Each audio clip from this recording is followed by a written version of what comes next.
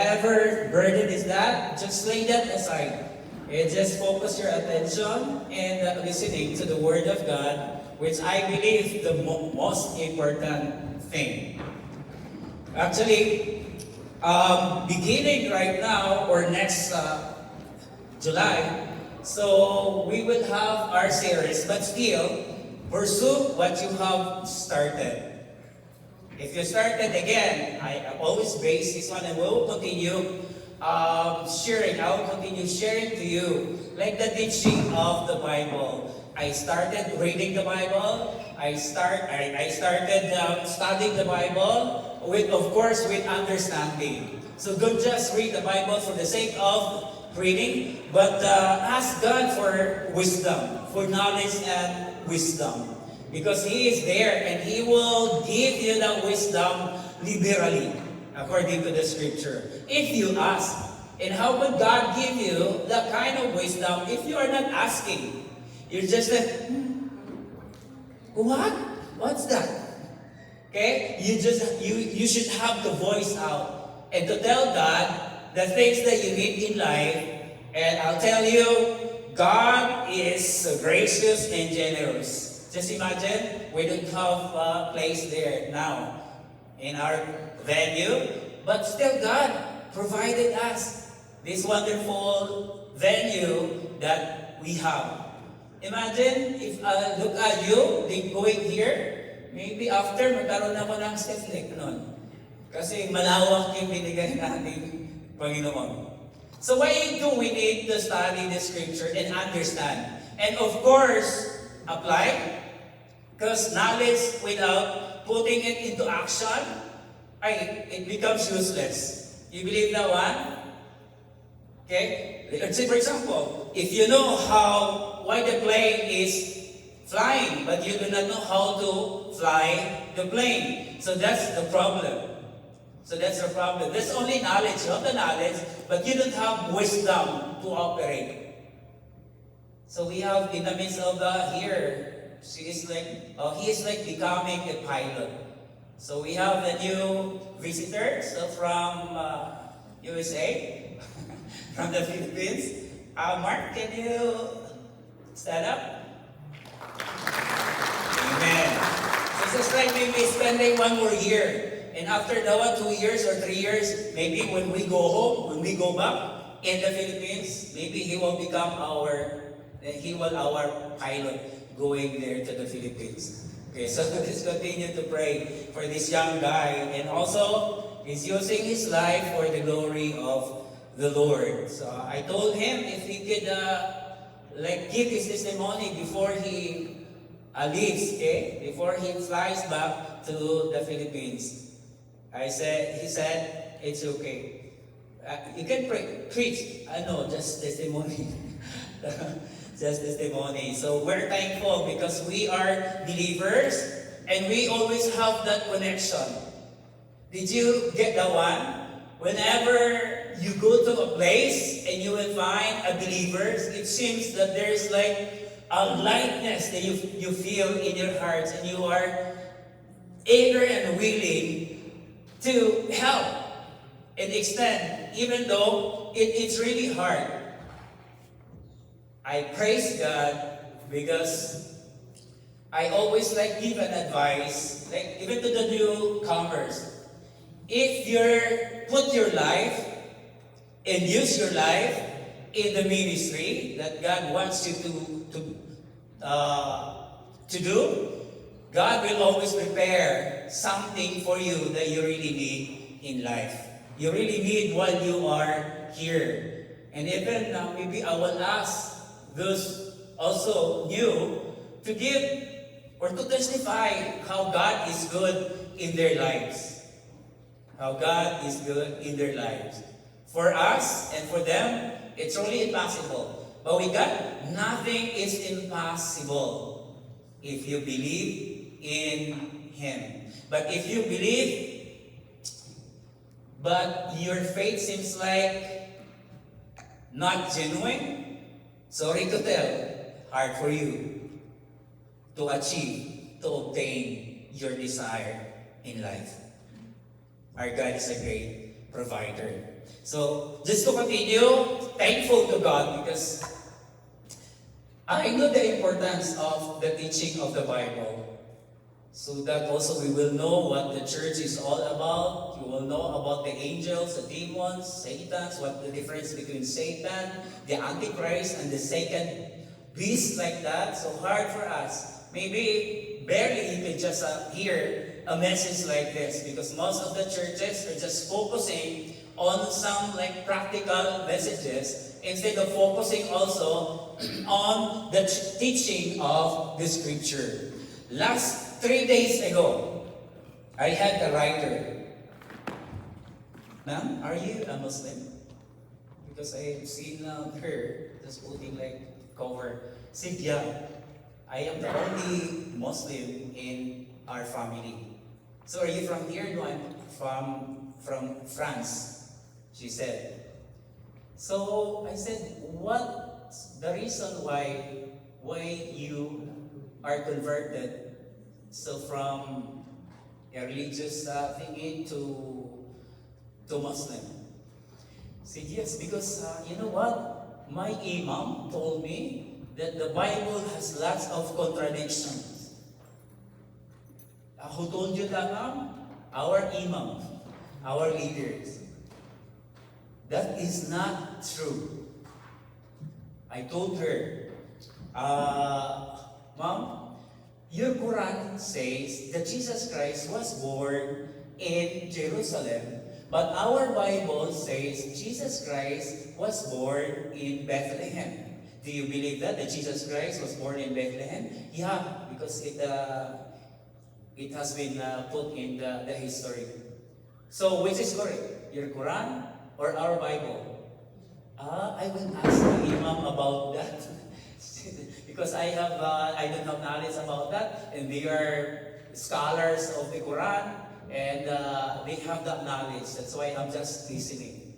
Okay? So, do you believe that your Quran says that Israel is the homeland of the Jewish people? And why is it? Most of them and all of the Muslims don't believe that Israel is the homeland of the Jewish people. You know that reason, ma'am? Halima. His name is Halima, without W. So, because they said they changed her name. They changed her name. That's why Halima. Okay. So, I said, I don't know about that. I don't know about that. I said, your Quran says that the world is flat. The universe is flat. Then our Bible says that the world, the universe is sphere, round. Do you believe that our world is round? Yes.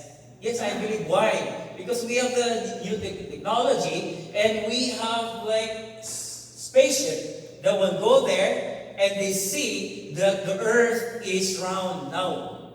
Which is correct? Who is correct? Your imam or me? Or the Bible or your Quran? He said, you know what? I think the discussion that we have, that changed my mind. Hala, sabi ko baka tinabla na siya ng ano. So I'll ask my imam, and I am confused because they said that the Prophet Muhammad is actually the real prophet, while Jesus Christ is only a man. But you know what? He is the only prophet in Quran with no prophecies. And he did not even miracle.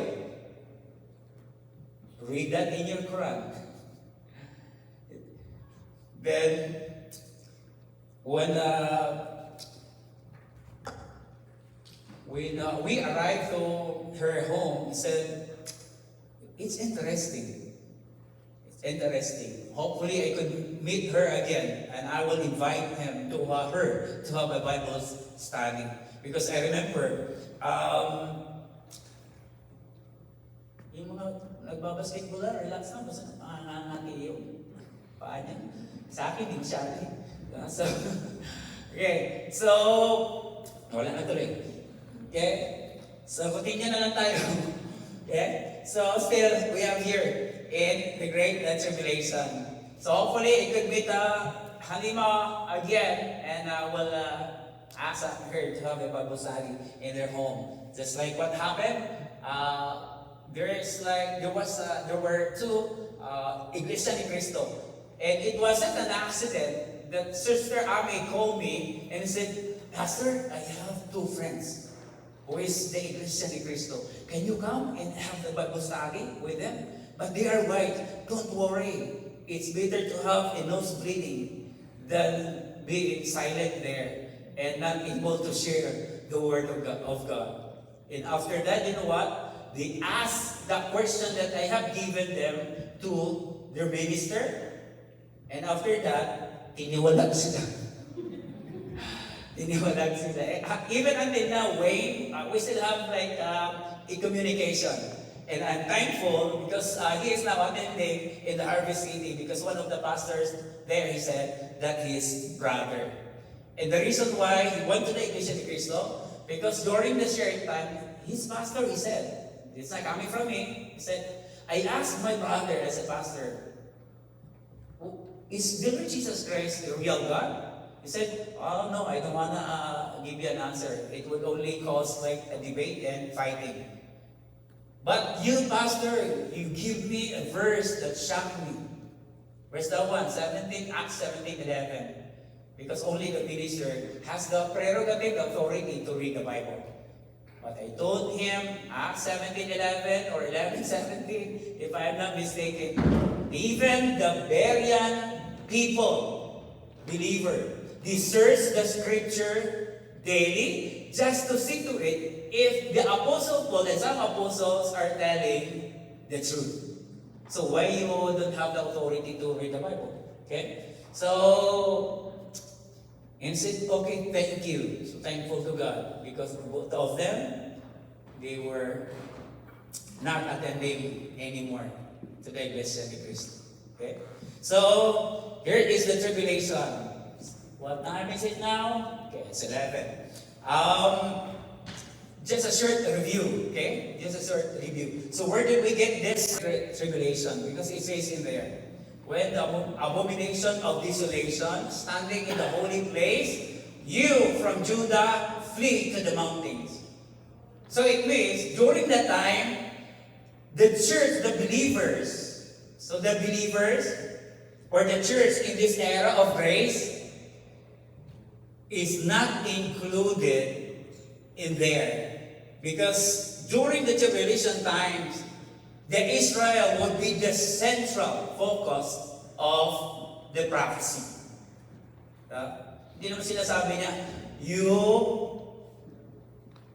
from the Philippines, from Canada, flee to the mountains. Kasi matindi yung tribulation, kapighatian na darating. So ano yung purpose noon? No, si Jesus Christ dun sa 70 times 7 is 490 years para tapusin yung kasamaan. To finish transgression and to make an end to sin and to bring atonement for iniquity, and also to bring the everlasting peace and to seal up the vision and prophecy of Daniel and to anoint the holy city. So hindi pa nangyari po yun, no? It is still futuristic. So, kailangan. So wala pa tayo sa tribulation na sabi nila, tapos na tayo. Tapos na yung tribulation. Noon na. Nung dumating si Hitler daw. No? So wala yun. Hindi pa naranasan even until now yung tribulation na mangyayari in the future. Okay? So for them, there shall be a great tribulation such as has not happened since the beginning of the world until now, nor ever will be. And what the scripture says? Unless those days were shortened, Jesus Christ said, this is His word, unless those days were shortened, no flesh would be saved. But for the sake of the elect,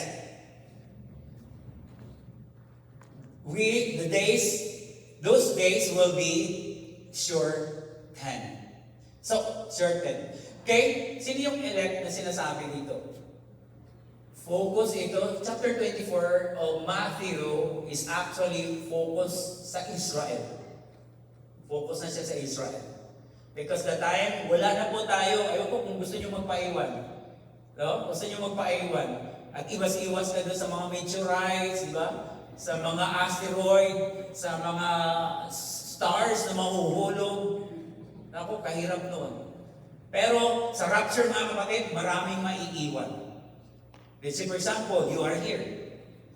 And then, you're just here for the sake of hearing the Word of God, but without actually the seriousness, the lesson that you have heard should be inculcated into your hearts and into your mind.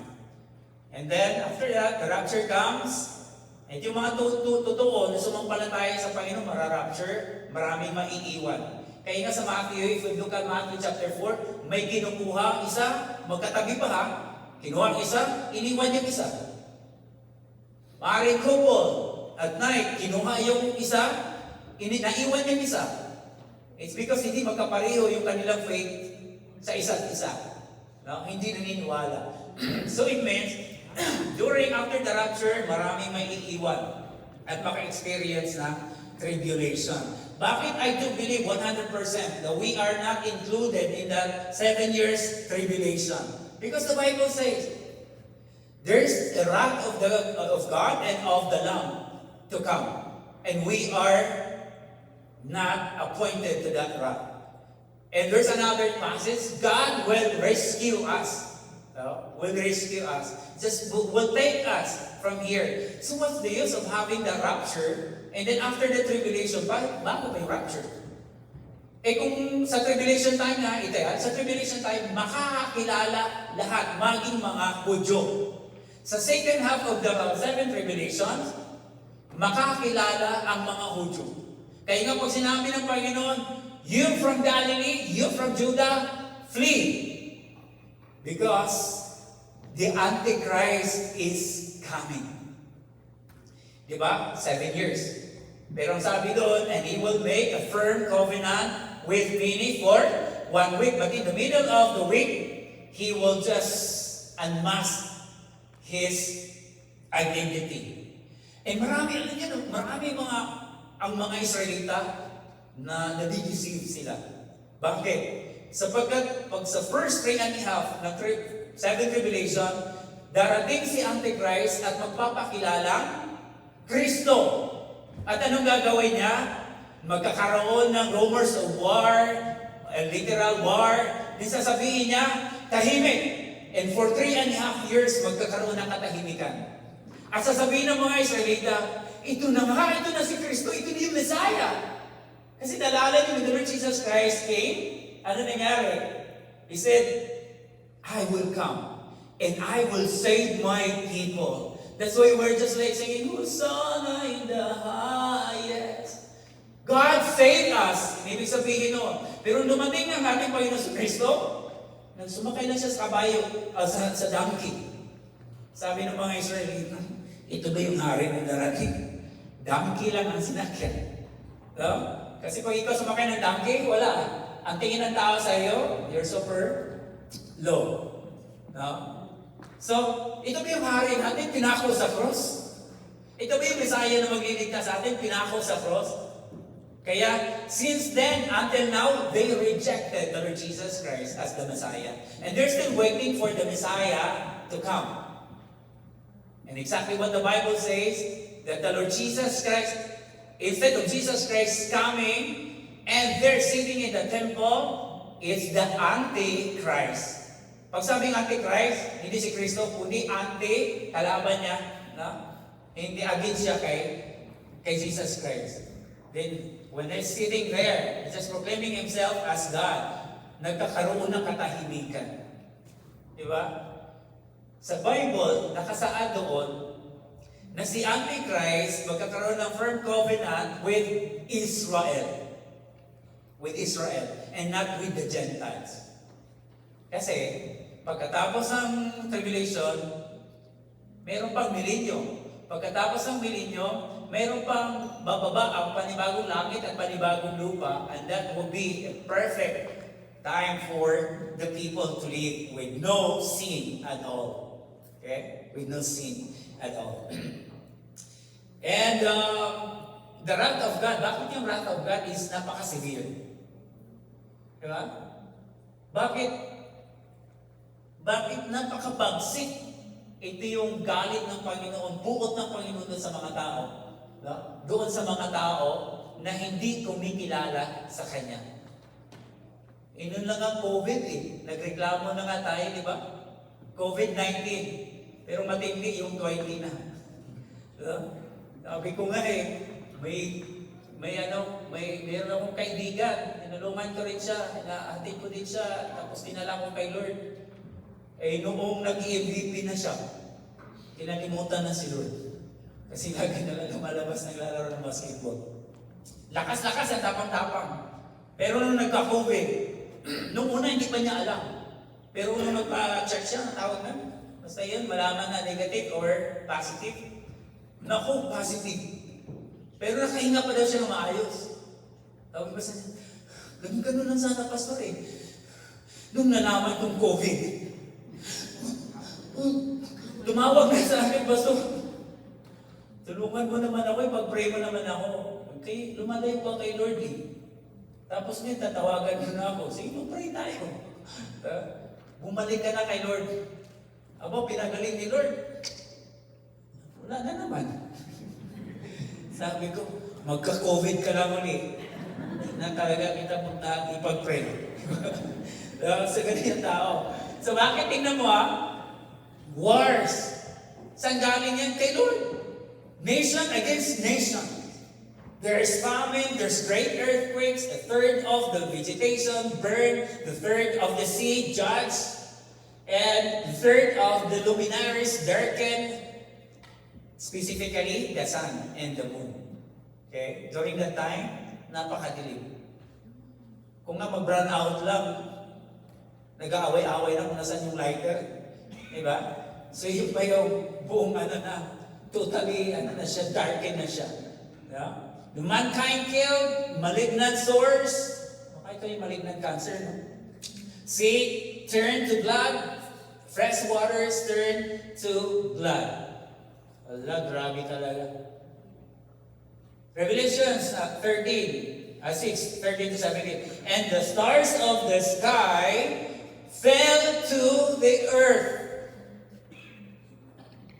Sabi ng isang pastor, paano niya nasabi na, hindi naman literal yan, symbolikal yan. Naniwala ka ba kay Satanas na literal siya, na totoo siya? Yes. And how could God punish Satan through throwing a symbolical thing? Diba? That would be hard. Si Satan totoo. Tapos kapag ka pala itapon ni Jesus Christ doon sa apoy, sa lake of fire, hindi siya mamamatay kasi symbolikal lang pala yung symbolikal lang pala yung fire.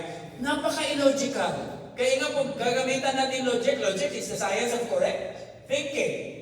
So, napaka-illogical. So, this is literal.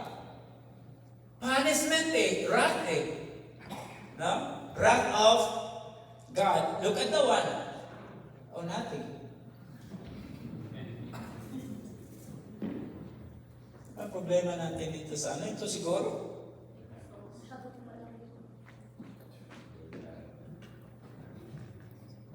Sige lang, habol na lang yan. Uy, iharap ko na lang ito sa inyo para makita. Ayan na. Talagang malabo. Kita mo? Mga po yan?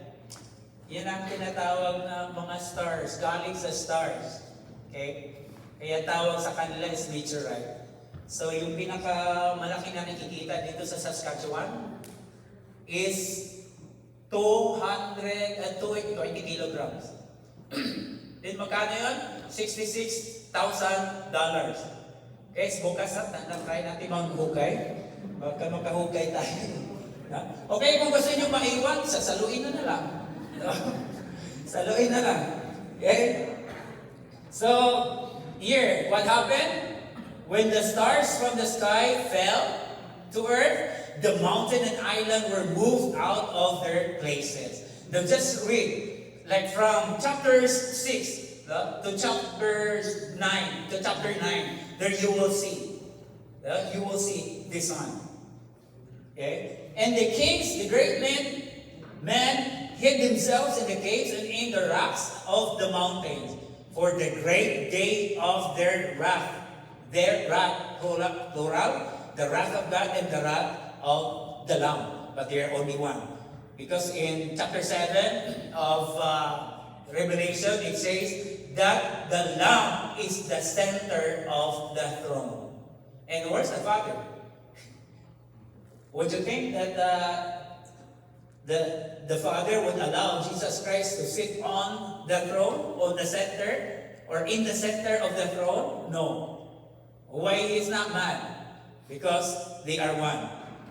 Okay? The Father and the Lord Jesus Christ is one. Two persons, but one in essence of being God. So who is able to stand? Okay, Revelation chapter 9 verses 4 to 6. Locusts came out from the smoke from the bottomless pit. Iniisip ko nga, bakit kayo dito sa Canada dami sinkhole? Sinkhole. Baka naman galing nung kasi coming from the coming from the pit. But that's my own opinion. Baka sabihin nyo naman na that's only my own opinion. So yung locust na yon, sino sa inyo kumakain ng locust dati? Wala kasi dito, no? Pero hindi pa ako nakatry na. Diba? Yung mga kumakain ng locust before, mayroong revenge yung locust dito. Imagine mo yan, locust siya, pero yung mukha niya tao. Tapos yung ano niya parang leon. Tapos yung kanyang katawan parang kabayo. Yung kanyang buntot parang scorpion. No? Parang scorpion. Maniwala mo kayo na symbolical to? Eh di yung palang pagtawid ng mga Israelita doon sa Red Sea. Red Sea. Symbolical lang ba yun? Yung pagbalik ng dagat, ng tubig, patay sila lahat? Kasi kung symbolical yun, never sila mamamatay. Pero totoo literal. Because that's God's punishment for those people who keep on oppressing His people, Israel. Okay? His people, Israel. And look at the one. What will happen? Oh, ano nga gagalawin yan? Gamitin ko na nga ito. Okay. What's that? Okay. So they told not to hurt the grass or nor any green thing or trees, but only the men who do not have the seal of God on their foreheads. I can finish this one like today because I have here a lot, but I'll just end up here. So we still have like maybe 5 slides, and thankful. Because if I say everything what's in here, quick, you might obtain or you might not remember everything. So just focus on here. Okay? But only the men who do not have the seal of God on their foreheads. Guys, remember, in Revelation chapter 13, when the Antichrist comes, I've seen that they also form themselves as a trinity. There's Satan in there, there's the Antichrist, and there's the second beast. Sabi ko, look, grabe, gaya-gaya talaga yung kalaban ng Panginoon. Kung mayroong God the Father, mayroong God the Son, mayroong God the Holy Spirit, tatlo rin sila.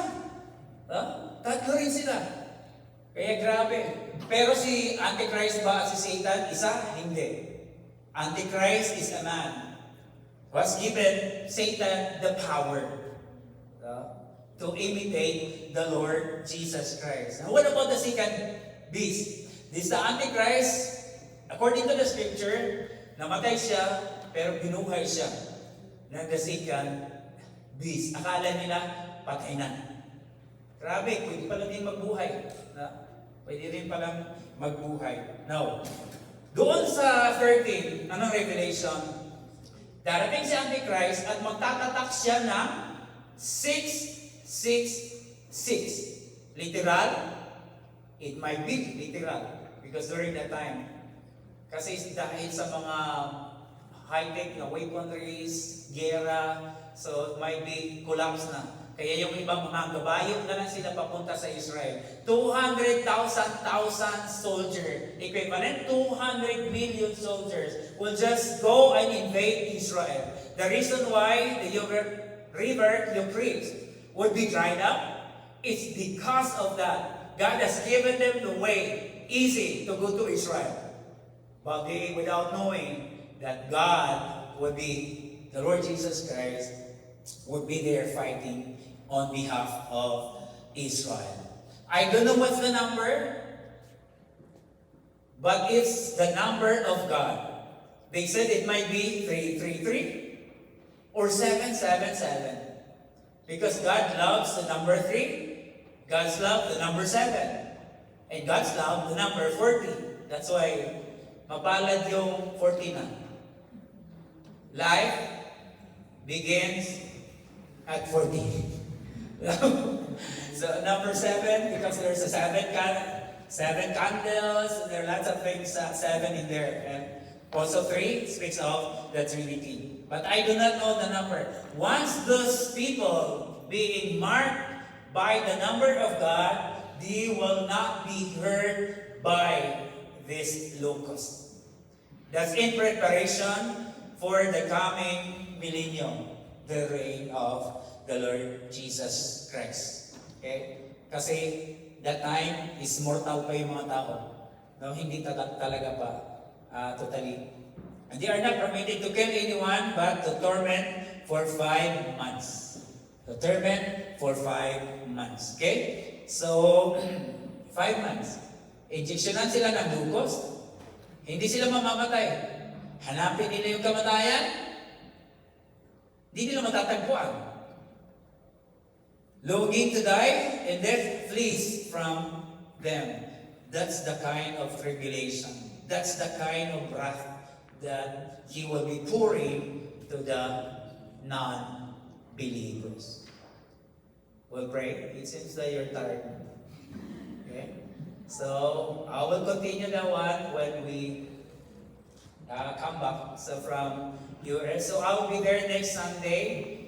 Just pray for all of us. So we'll have also our family bonding for only 6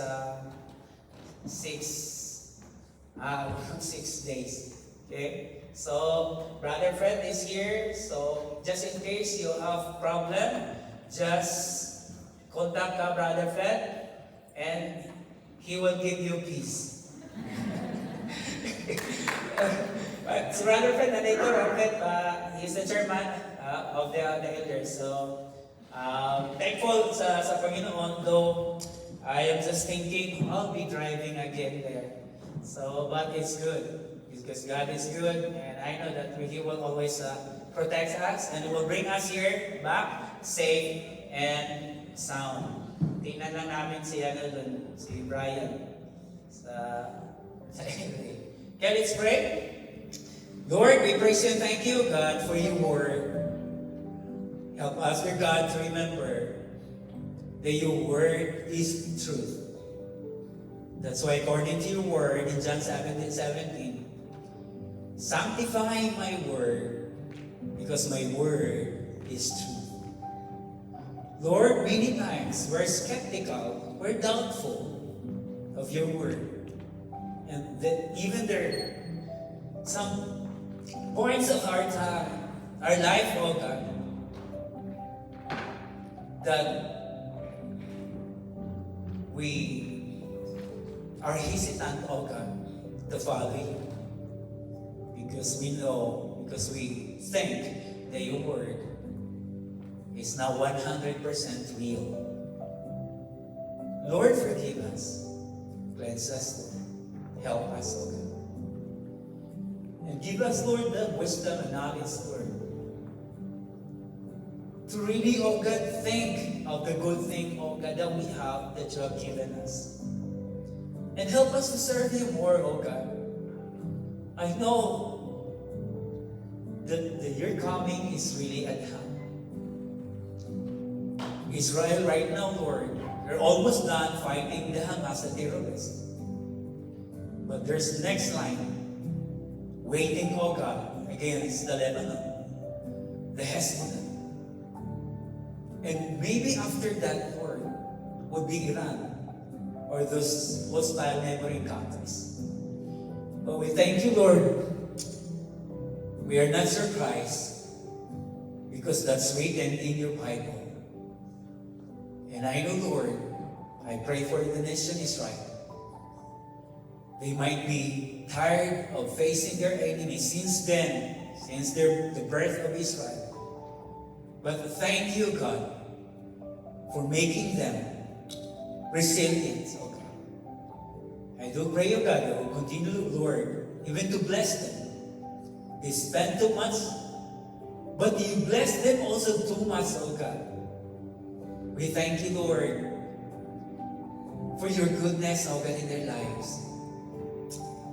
And help us, Lord, just like them, that we will continue facing, oh God, those hardships, difficulties in our lives, oh God. Those dire situations, those strange things, oh God, that we'll be encountering in the future.